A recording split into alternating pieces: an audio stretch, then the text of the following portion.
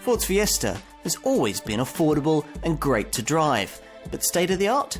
It's that too in improved 7th generation form, especially when it comes to the clever 3-cylinder 1-litre petrol engine that many buyers will choose. Beneath the smarter styling also lies some clever user-friendly technology too, and cabin quality that'll make downsizing into one of these less of a chore. This is how you write a bestseller. Ford's Fiesta lineage goes all the way back to 1976, and ever since, through 4 decades and over 12 million sales, a third of those in the UK, it's remained the definitive face of the Super Mini segment. Not only a bestseller in its sector, but also often the UK's best-selling new car. The 7th generation model, launched in 2008, this car was one of the most successful yet, blending the entertaining handling for which this model has become renowned with sharp styling and clever packaging. As a result, it's so far done its bit in restoring Ford's fortunes in Europe. But with all new Super Minis like Peugeot's 208 and Renault's 4th generation Clio now turning the heads of small car buyers, there was a danger that it might start to struggle. Something Ford hopes to avert with the much improved Mark 7 model we're going to look at here, launched at the very end of 2012. The Fiesta may still be a small car, but these days it thinks big in almost every conceivable way, starting with styling designed to make more of a statement in the Super Mini segment. Under the bonnet lie an impressively clean and frugal range of petrol and diesel units, highlighted by the 3-cylinder 1-litre EcoBoost unit we've already seen in Ford's B-Max and Focus models, the world's cleverest conventional petrol power plant. Plus, there's a more upmarket cabin, safety technology that can brake the car for you and call for help in an accident, and even a clever My Key device to give parents more control over young drivers who might be using this car. This is, in short, on paper at least, a thoroughly well thought out piece of Super Mini design. But will it be enough to keep Ford at the top of the sales charts? Let's find out. Now, variations on the Fiesta theme may come and go, but before driving any version of Ford's definitive Super Mini, there's one thing you almost always know for certain, that it'll be a great steer. There's a deftness to the way that this car responds, and agility to the way that it nips around corners that no other small model can quite match.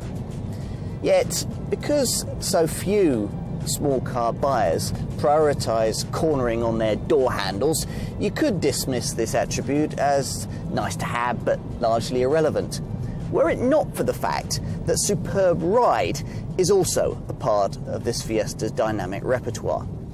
Other cars cosset you from bumps more effectively, but the penalties are vagueness when it comes to body control. This one lets you know the bumps are there, but even on the most tarnished tarmac, lets very few of them into the cabin, skipping over the poorest surfaces with a grip and composure through the tightest bends, all the while offering unrivaled driver feedback that's complete but not intrusive. The many drivers in this country who've never driven anything but a Fiesta probably think all small cars drive and handle like this, but take it from me, nothing could be further from the truth. Not even the introduction of electrically assisted power steering on the 7th generation version of this Fiesta has managed to spoil Ford's mastery of small car dynamics. Yes, it could use a dash more feedback, but the main thing is that it's smooth and beautifully weighted. Good for economy too. And that's not something you really could have said for most of the engines on offer when this 7th generation version was first introduced back in 2008. None of them were especially poor, but all in technology terms really dated back to another era. Some of that still remains at the poverty end of today's lineup, with 60 and 82 PS versions of the old 1.25 litre petrol unit. The slower of the two struggles to 60 in nearly 17 seconds and can't even break 95 miles an hour. Further up the range, though, things are far more state-of-the-art, with a very modern 1-litre 3-cylinder unit offered in a trio of different guises. Most affordable is the engine in 80 PS TI VCT form, but it's rather slow, and it's only a few £100 less than the version of this unit I'd really point you towards. It's the one that I'm driving here, the EcoBoost 1-litre unit with 100 PS. Now, this EcoBoost engine is also offered with 125 PS, but only in pricier Fiesta forms. And it's the 100 PS that's really all you need. It gets you from rest to 62 miles an hour in 11.2 seconds to the accompaniment of a not unpleasant, buzzy 3-cylinder thrum. And there's so much torque from this engine. You can accelerate away in third gear from almost walking pace. Ford describes the combination of this EcoBoost 1-litre engine with the Fiesta chassis as the best pairing since Lennon and McCartney, and it's hard to disagree. There are other petrol alternatives in the Fiesta lineup, but they're minority interest 1.6-litre options. A 105 PS 1.6 that's only offered with the PowerShift twin-clutch automatic gearbox that's there mainly for older buyers. And at the other extreme, a 180 PS EcoBoost 1.6 that's fitted to the Fiesta ST shopping rocket hot hatch. That only leaves the options on offer for diesel drivers, people who tend to be in the minority when it comes to purchase of a Super Mini. The most affordable unit is the 75 PS 1.5 TDCi that we first saw in Ford's B-Max Super Mini MPV. It's an engine I'd think very carefully before choosing over the nearly as economic 1-litre EcoBoost petrol power plant that I'm driving here. I think there's more of an argument, if you must have a diesel, to be made for the 95 PS 1.6-litre TDCi, an engine that can be specified in very frugal and green econetic form, and that's what many will want. Ultimately, though, it's hard to go too far wrong with any of the newer Fiesta power plants, all of which reek of clever, thoughtful design. I particularly like the stall prevention feature that helps in low-speed manoeuvres by altering the engine's ignition profile, preventing that embarrassing stalling moment when there's a queue of traffic behind you. Equally neat is the misfuel prevention feature that stops you filling up with the wrong kind of fuel, petrol or diesel, and even does away with the need for a fuel filler cap. It all suggests that here for once we have a car that's a bestseller for a reason. Now, if you go by the maxim that if something looks right, then it is right, then you'll probably like this improved version of the 7th generation Fiesta, available as before in both 5 and 3-door body styles. Both are tidy pieces of styling with a look that's now dominated by this massive Aston Martin-like trapezoidal 5-bar chrome front grille that's bracketed by a smarter set of laser-cut headlamps featuring LED daytime running lights. The bonnet's slightly different too, with a more aggressive power dome shape.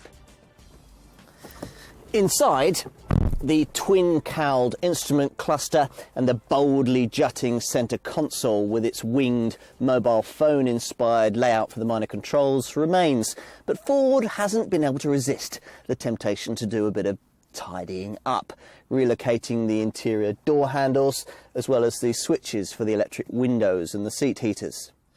Though a few areas of low-rent plastic can still be found, overall it's a much smarter cabin with a high-gloss finish to the upper instrument panel that flows down into the lower centre console. You also get it on the doors. And a satin chrome detailing finish can also be ordered as an option. There's also Ford's signature ice blue lighting to illuminate dials, switches and displays. And plusher models can be made to feel really quite upmarket thanks to features like the full leather wheel rim that's available for the first time, or the central colour display that supports this model's very first integrated navigation system. As before, ingenious storage areas abound throughout the cabin, and there are more of them too, especially here between the seats. Plus the door pockets are larger and better shaped. And there are the expected charging points for MP3 players and mobile phones. At the wheel, it's easy to get comfortable thanks to loads of seat travel, plenty of support for your back, and a steering wheel that adjusts for both reach and for rake. If you're going to be using the back seats regularly, opt for a 5-door version like this. In the 3-door model, the windows are small and set high up, so light isn't abundant. Either way, you might be surprised at the space available. Even a couple of 6-footers ought to be reasonably happy here. The rear end features huge redesigned light clusters that, as before, smear around onto the flanks of the car, freeing up space for a very wide loading aperture, though there is quite a high loading lip. Once you do get the hatch open, then you'll find that there's 276 litres of space available, and the option of an adjustable height boot floor to simplify getting heavy things in and out. There are split folding rear seats available even on the basic models. Vauxhall and Fiat take note, though when you push them forward, because the seat backs just flop onto the bases, then you don't have an even height floor. Still, 960 litres is available in total, which should be enough for most owners. Now, like most Super Minis, this Fiesta sells in the £10,000 to £18,000 bracket, with a fairly typical £600 premium if you want to go from the 3 to the 5-door body style. It's been priced more or less identically to its two closest rivals, Peugeot's 208 and Vauxhall's Corsa. But of course there are many other brands with Super Mini models hoping to take a slice of Ford's market share, and some of the budget manufacturers may save you a couple of £100 with their products on a typical Fiesta. But the Blue Oval is banking on this car's unrivaled driving dynamics, dealer deals and high-tech engine wear further up the range to keep its sales strong. The lineup is propped up by the old 1.25 litre petrol unit, available with either 60 or 82 PS. To get yourself beyond these and onto a Fiesta with the higher tech 3-cylinder 1 litre petrol power plant or a 1.5 litre TDCI diesel, then you'll need a slightly plusher trim level, which in turn means you'll need a budget of between £13,000 to £14,000, depending on the variant that you're looking at. Now, in terms of the 3-cylinder 1 litre petrol unit, it's well worth finding the extra £500 that it takes to go from the normally aspirated 80 PS version to the turbocharged 100 PS EcoBoost engine. While if you're looking at a diesel, it's worth considering the £1,200 premium that you'll need to go from the 75 PS 1.5 litre TDCI to the 95 PS 1.6 litre TDCI that features frugal e-kinetic engine technology. Whichever flavour of Fiesta you choose, standard equipment runs to a 6-speaker stereo with USB and aux-in compatibility, front electric windows, power mirrors, body colour bumpers, a 60/40 split folding rear seat, and headlights that stay on at night to guide you to your front door. I like the little touches too, like the Easy Fuel misfuel prevention capless device that stops you from putting diesel into a petrol model or vice versa. If you go for the mid-range Z-Tech trim level you'll probably need for one of the higher-tech engines, then you also get niceties like alloy wheels, front fog lights, a heated windscreen, a trip computer, the Eco Mode driver information system, a leather-trimmed steering wheel, and the Hill Start Assist system that stops you drifting backwards on uphill junctions. One intriguing innovation is MyKey, a segment-first technology that allows parents to pre-program things like the maximum speed of the car if they lend it to a young driver or a friend. It also prevents the driver from deactivating key safety technologies like the electronic stability program or the active city stop low-speed collision avoidance system. It can even cap the volume of the stereo to encourage safer driving. Another interesting innovation is Sync, an in-car connectivity system that features emergency assistance, which is able to directly and automatically connect the occupants of the vehicle to the local emergency services in the event of an accident. It can talk to those services in the language of the region while continuing to liaise with the driver in English. Talking of safety, it's good to see that there's a full complement of airbags, twin front, side and curtain, as well as a driver's knee bag. And that ESP stability control is standard across the range, along with an anti-lock braking system that features brake assist for emergency stops that'll be advertised to following motorists by automatically flashing hazard signals. If you want to go further, then I'd suggest that you look at ticking the box for the active city stop system that at speeds of under 20 miles an hour uses a radar mounted in the top of the windscreen to scan the road ahead constantly for potential collision hazards. If one is detected, then the brakes will be primed and the driver will get both audible and visual warnings.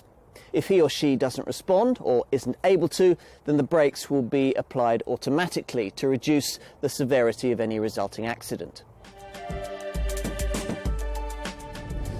The Ford Fiesta has garnered a reputation for being one of the cheapest Super Minis to run, and this continues. In fact, what's remarkable about this improved range is just how many variants fall under the 100 grams per kilometre of CO2 mark. It's actually the exception rather than the rule now to find a Fiesta variant that puts out more than a tonne of CO2, especially as you ascend the range and leave the older engines behind.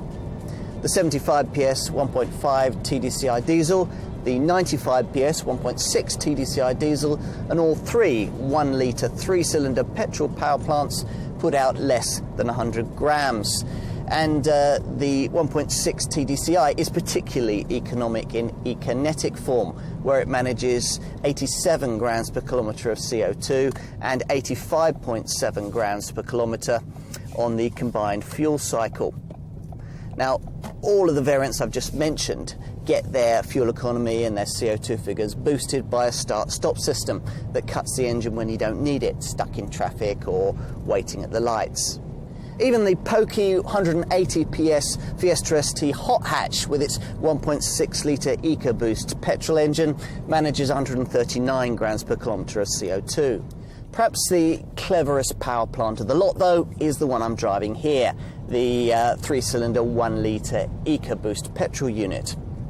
Now, as I said, it also gets start-stop, helping towards a stellar combined cycle fuel economy figure of 65.7 miles to the gallon and a 99 grams per kilometre of CO2 figure that means you get free road tax and you don't have to pay the London congestion charge.